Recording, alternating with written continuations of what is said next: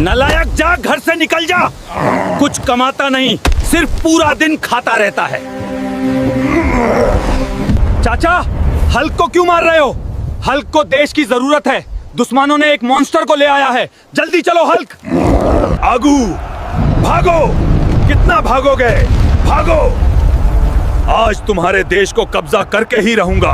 अबे मॉन्स्टर, कभी हल्क का नाम सुना है? मैं अपने देश के लिए कुछ भी कर सकता हूँ। दोस्तों, लाइक सब्सक्राइब करके मेरी हौसला बढ़ाओ इस मॉन्स्टर को धूल छटाने के लिए।